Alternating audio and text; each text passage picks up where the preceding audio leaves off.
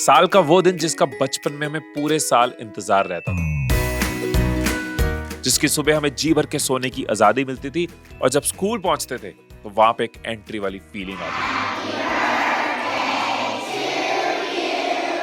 वो दिन जब पेरेंट्स से लेकर रिलेटिव्स तक और स्कूल टीचर से लेकर दोस्त तक हर कोई हमसे बहुत हंसकर मिलता और जब सारे घर वाले मिलकर स्पेशली हमारे लिए पूरे घर को डेकोरेट करते थे। शाम की वो केक कटिंग पार्टी, नए कपड़े, कई गिफ्ट्स और मम्मी से मिले पैसे, दोस्तों में बंटती वो स्पेशल आइटम्स वाली प्लेट और सबसे स्पेशल वो मस्ती, वो फ्रीडम, वो खुद का स्पेशल होने वाली फीलिंग। ये होता था माहौल बर्थडे का। लेकिन क्या बर्थडे की ये स्पेशल फीलिंग सबको होती है? एक अमेरिका के सर्वे ने बताया कि 55% लोग उदास हो जाते हैं जब लोग उनको बर्थडे विश नहीं करते। कई ऐसे यंगस्टर्स हैं जो अपने बर्थडे पर लोनली फील करते हैं। इनफैक्ट ऐसी कई स्टडीज सामने आई हैं जो बर्थडे डिप्रेशन, बर्थडे लोनलीनेस और बर्थडे स्ट्रेस की बात करती हैं। इस पूरे इफेक्ट को कहते हैं द बर्थडे ब्लूज। आने वाले 10 मिनट में आपको वो सारे जवाब मिलेंगे जिनके सवाल आप पूछते तो हर साल हो पर सिर्फ अपने ख्यालों कि क्यों जैसे जैसे हम मैच्योर होते जाते हैं हमारे बर्थडे की एक्साइटमेंट कम होती जाती है, कि क्यों एडल्ट होते होते जैसे जैसे हम ग्रोन अप होते हैं हमारी बर्थडे को लेकर डेफिनेशंस बदलती जाती है। हम 3 डेफिनेशंस की बात करेंगे और एक बहुत ही इंटरेस्टिंग चीज, क्यों हम हर साल बर्थडे को केक, कैंडल्स या गिफ्ट से ही सेलिब्रेट करते हैं। एंड सबसे इंपॉर्टेंट, लास्ट में आपको दूंगा 3 बर्थडे गिफ्ट्स जो अगले बर्थडे से हर साल आप खुद को दोगे, जो आपके आने वाले बर्थडे को और आपके आने वाली पूरी लाइफ को बदल देगा। तो अब ये वीडियो सिर्फ उनके लिए नहीं है जो बर्थडे को ढंग से सेलिब्रेट नहीं कर पाते, बल्कि उनके लिए भी है जो अपनी आने वाली लाइफ को खुलकर जीना चाहते हैं।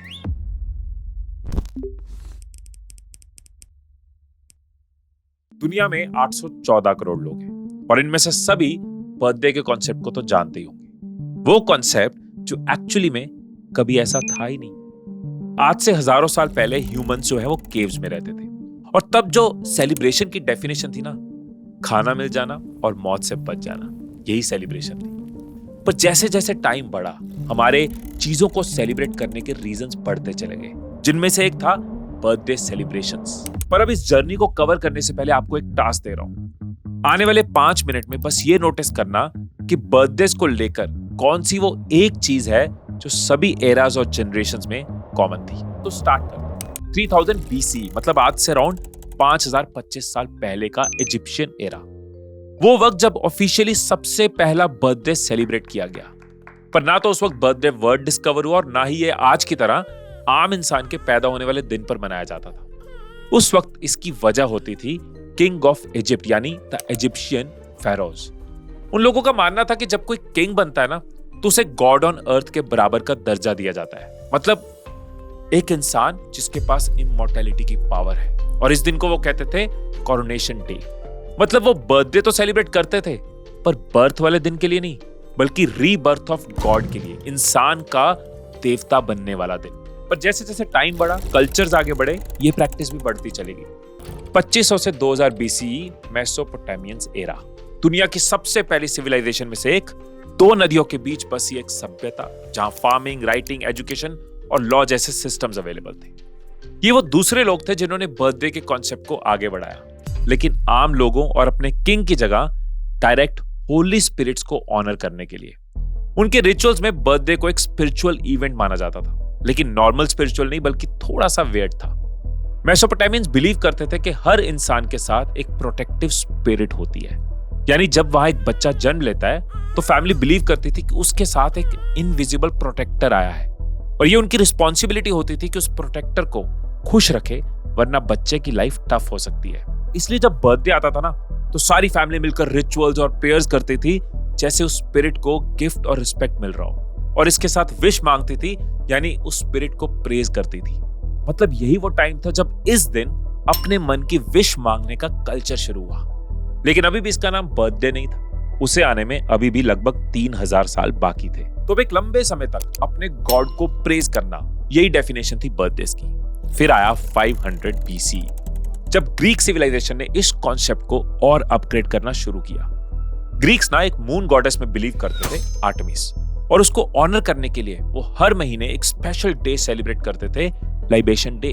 इस दिन वो प्लैकस नाम की एक गोल स्वीट बनाते थे जिसमें आटा, दूध, हनी या नट्स ऐड किए जाते थे।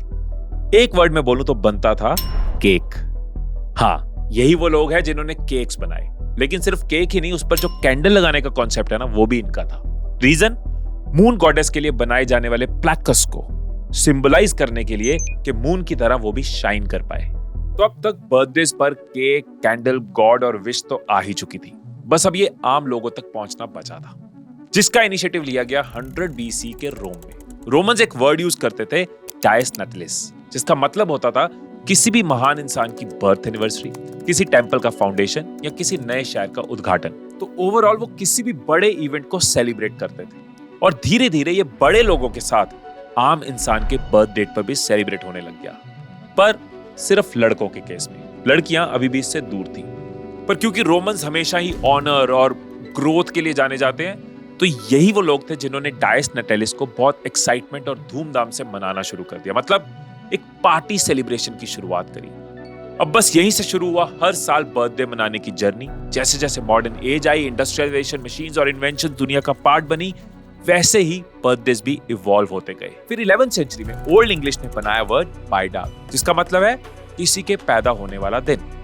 13वीं सेंचुरी तक मॉडर्न इंग्लिश के आते आते वो बन गया बर्थडे, और 15वीं से 16वीं सेंचुरी तक पूरी दुनिया में ये पॉपुलर होना शुरू हो गया। दुनिया के अलग अलग कॉन्टिनेंट्स, अलग अलग कंट्रीज, अलग अलग कल्चर्स अपने अकॉर्डिंग इसकी सेलिब्रेशन का स्टाइल बनाते चले गए। चाइना ने ना लॉन्जेटिविटी नूडल के कॉन्सेप्ट को शुरू किया। मतलब बच्चा एक लंबा सा नूडल का स्लर्प लेता है, वो जितना लंबा ज्यादा जाता है उतनी उसकी लॉन्ग लाइफ की एक्सपेक्टेशन ज्यादा होती है। मैक्सिकन्स ने पिनाटा ट्रेडिशन की शुरुआत करी, जहां पे वो बच्चे को एक 7 पॉइंटेड टॉय बनाकर देते हैं, उसमें कई सारी चॉकलेट्स, टॉफीज भरते हैं और बच्चा उसको फोड़ता है। उनका मानना है कि ये जो 7 पॉइंट्स हैं, ये 7 डेडली सिंस को डिफाइन करते हैं। इसको तोड़ने से उनका बच्चा इन सभी बुरी चीजों से दूर रहेगा। हो सकता है जो बैलून के अंदर टॉफीज, चॉकलेट्स भरने का कॉन्सेप्ट है वो यहीं से बना हो। और कोरिया से तो और ज्यादा यूनिक कॉन्सेप्ट निकला, डॉलजांची, जहां बच्चे के फर्स्ट बर्थडे पर उसके सामने कई ऑब्जेक्ट्स रखे जाते हैं और बच्चा जिस ऑब्जेक्ट को चूज कर लेता है वो उसका फ्यूचर का सिंबल माना जाता है, और उसके बेस पर ही उसके लाइफ के कई इंपॉर्टेंट डिसीजन लिए जाते हैं। इनफैक्ट भारत में भी एंशिएंट टाइम में आयुष होमम जैसे रिचुअल्स होते थे, जहां पे वो बच्चे के पैदा होने के नक्षत्रों के हिसाब से आयुर्देव यानी कि गॉड ऑफ लाइफ को प्रे करते थे। पर जैसे जैसे वेस्टर्न कल्चर हमारे यहाँ आया, हमारे बर्थडेज भी मॉडर्नाइज होते गए। और आज क्योंकि इंडिया अपने आप में कई रिलीजन्स और कल्चर्स को सेलिब्रेट करता है, तो यहाँ पे बर्थडे की सेलिब्रेशन भी बहुत अलग अलग तरीके से होती है। आपको मेरी 5 मिनट पहले की एक लाइन याद है? आने वाले 5 मिनट में बस ये नोटिस करना कि बर्थडेज को लेकर कौन सी वो एक चीज है जो सभी एराज और जनरेशंस में कॉमन थी। तो क्या इन हजारों सालों के बर्थडे एवोल्यूशन और इतने एराज में आपको कुछ कॉमन दिखा? वो ना तो केक्स थे, ना गॉड को प्रेज करने का कल्चर, और ना पार्टीज थी। जिनको भी समझ आया होगा वो थी हैप्पीनेस। दुनिया के किसी भी वक्त, जनरेशन और कल्चर में बर्थडेज को सेलिब्रेट करने का मेन इमोशन होता था खुशी, जो आज के इतने एडवांस्ड, मॉडर्न और एजुकेटेड यंगस्टर्स के बीच में खत्म होती दिखाई पड़ रही है। पर कैसे? 3 definitions of birthdays.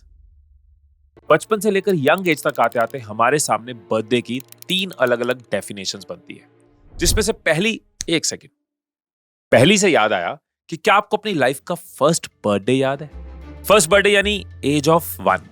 Of course नहीं याद होगा, क्योंकि बर्थ के 3 से 4 साल तक हमारे ब्रेन की एक्सप्लिसिट मेमोरी अंडर डेवलपमेंट पर होती है। मतलब वो मेमोरी जो इवेंट्स और डिटेल्स को याद रखने का काम करती है। तो ये लगभग 5 साल की एज में जाकर ना इनफ डेवलप हो पाती है। इतनी कि इस एज पर आते आते हम कई नए, बड़े और लाइफ से जुड़े इंपॉर्टेंट हिस्से मेमोराइज करना शुरू कर देते हैं, और उनमें से एक होता है हमारा birthday.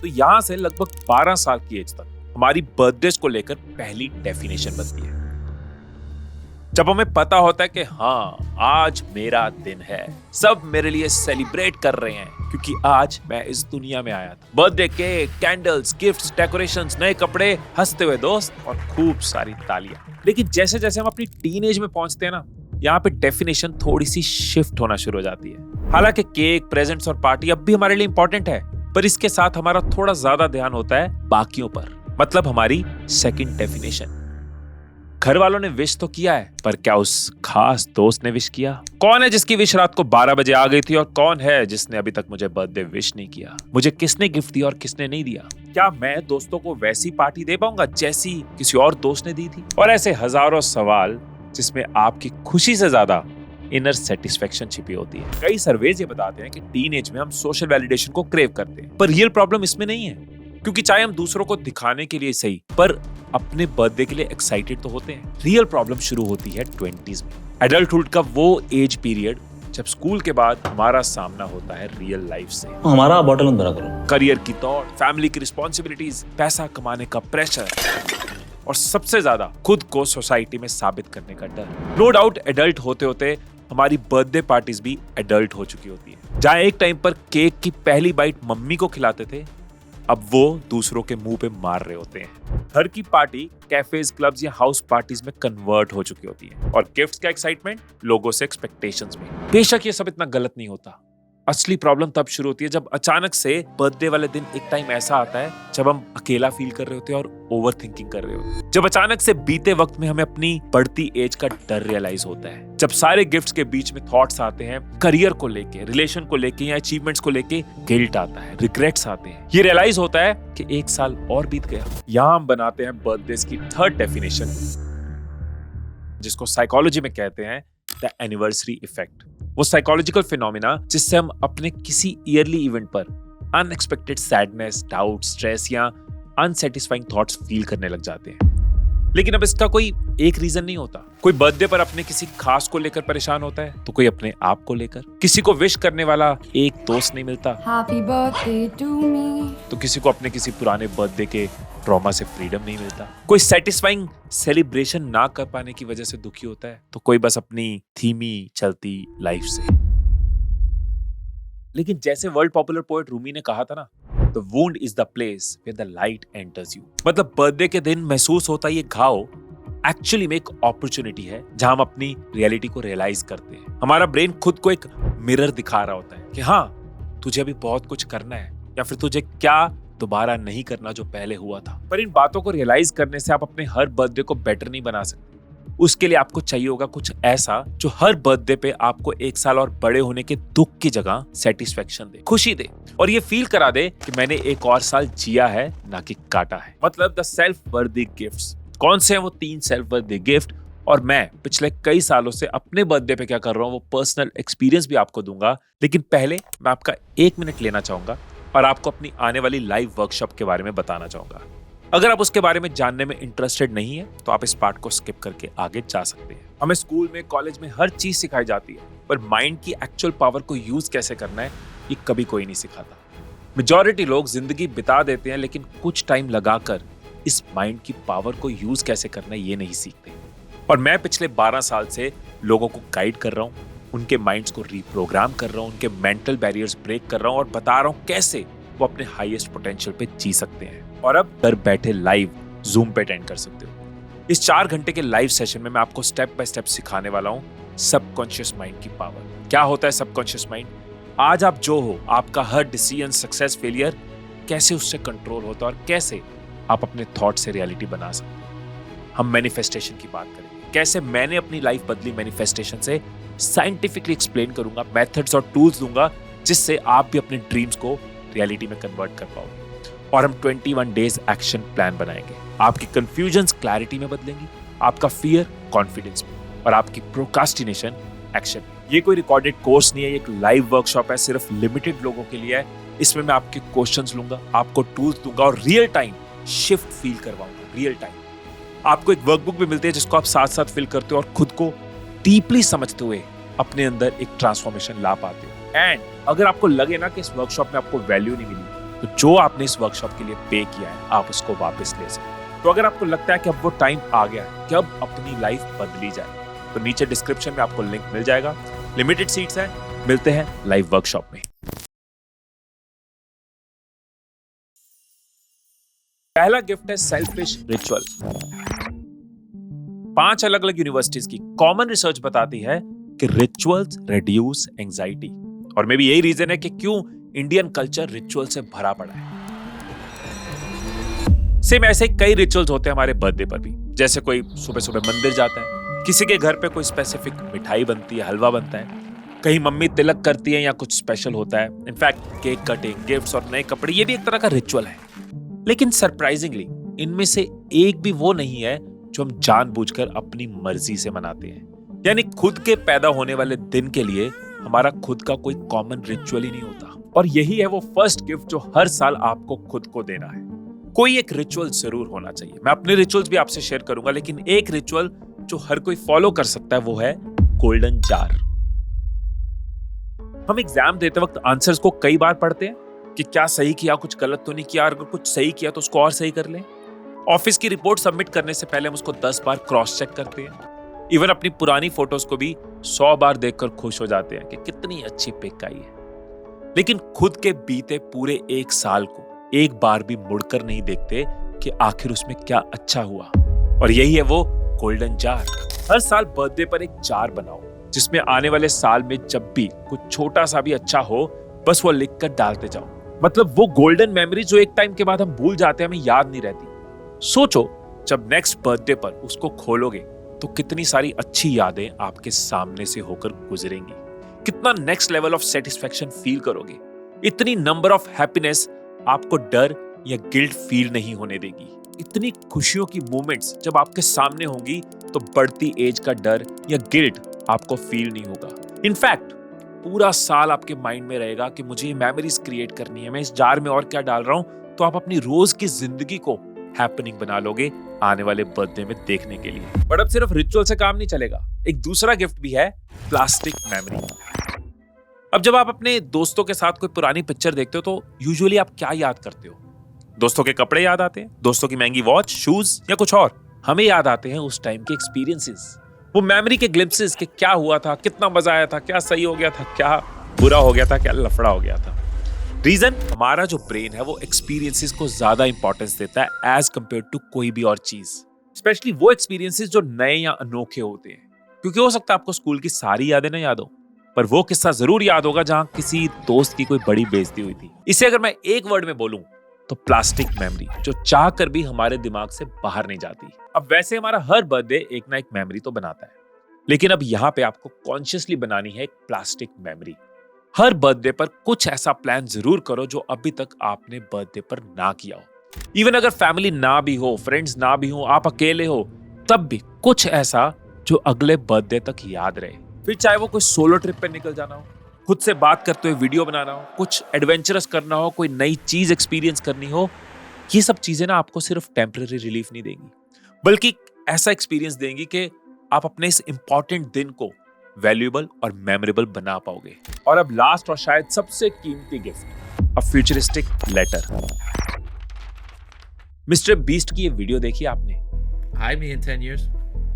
I'm going to schedule upload this video 10 years in the future. So you're going to see this in 2025. ये वीडियो उन्होंने तब बनाई थी जब वो स्कूलिंग कर रहे थे और YouTube पे भी अपनी जर्नी शुरू कर रहे थे।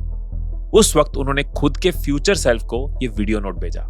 और साइकोलॉजी में हम इसको कहते हैं गाइडेड विजुअलाइजेशन, यानी अपने फ्यूचर को लेके विजुअलाइज करना, अपने सबकॉन्शियस माइंड को बताना। आप भी ये सेम कर सकते हो, वीडियो बना सकते हो, ऑडियो रिकॉर्ड कर सकते हो या फिर लेटर लिख सकते हो। आने वाले टाइम में मैं खुद को कैसे देख रहा हूँ, खुद से क्या प्रॉमिस कर रहा हूँ, प्रेडिक्ट करना कि जब फ्यूचर में ये लेटर पढ़ूंगा तो क्या कर चुका हूँ, क्या बन चुका हूँ, क्या अचीव कर चुका हूँ, इस अगले एक साल में मेरे खुद से क्या प्रॉमिसेस है, क्या विजुअलाइजेशन है, क्या गोल्स है। मैं आपके साथ अपना पर्सनल एक्सपीरियंस भी शेयर करना चाहूंगा। बचपन में जब मैं 6th क्लास में था, मेरे बर्थडे वाले दिन कुछ ऐसा हुआ था कि मैंने 15 साल अपना बर्थडे मनाया नहीं। मैं बर्थडे को लेके एक्साइटेड नहीं होता था। फिर मेरी शादी हुई, मेरी लाइफ में मेरी वाइफ गुंजन आई, जिसने मुझे बताया कि ये तो बहाने हैं, ये तो मौके हैं जिंदगी जीने के। लाइफ में ये छोटे छोटे बहानों को सेलिब्रेट करना चाहिए, इससे लाइफ में हैप्पीनेस ऐड होती है।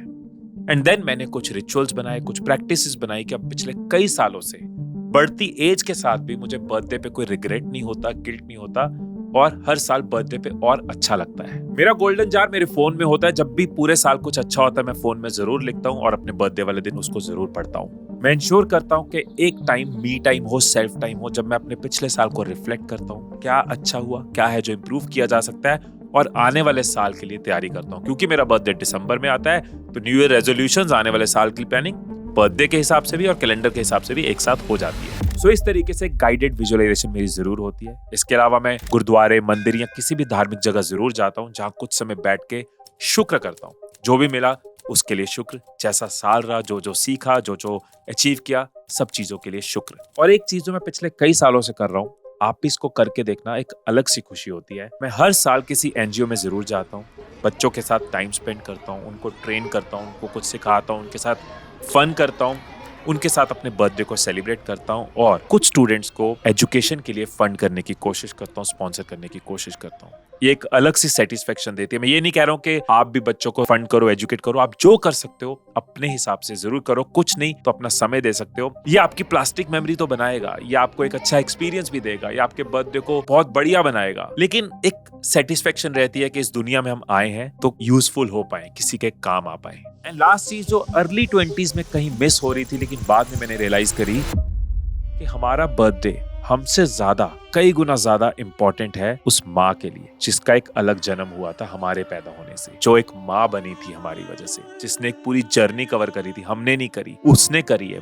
महीनों तक हमें अपने अंदर रखा और सालों साल हमारी फिक्र, जिसके लिए अपनी जिंदगी से इंपॉर्टेंट हमारी जिंदगी है, अपने बर्थडे से इंपॉर्टेंट हमारा बर्थडे है। तो उस माँ के साथ, अपने पेरेंट्स के साथ टाइम जरूर बिताना चाहिए, फैमिली के साथ टाइम जरूर बिताना चाहिए। तो ऑफकोर्स जिस बर्थडे को मैंने कई साल मनाया नहीं, मेरे लिए इतना इंपॉर्टेंट भी नहीं था, अब वो एक बहाना बनता है खुश रहने का, खुशियां बांटने का। और जब मैंने ये रियलाइज किया कि बहुत लोग बर्थडे ब्लूज फील करते हैं, बढ़ती एज के साथ साथ बर्थडे वाले दिन आइसोलेटेड फील करते हैं, नेगेटिव फीलिंग्स फील करते हैं, तो मुझे लगा ये वीडियो जरूर बनानी चाहिए और आप तक पहुंचानी चाहिए। मैं पिछले 14 साल से इसी मिशन, इसी विजन में लगा हूं कि आपकी लाइफ में चेंज लाता रहूं, इम्पैक्ट लाता रहूं, ट्रांसफॉर्मेशन लाता रहूं और इसी विजन में लगा रहूंगा। फिर मिलेंगे अगली वीडियो में, तब तक खुश रहिए, खुशियां बांटते रहिए।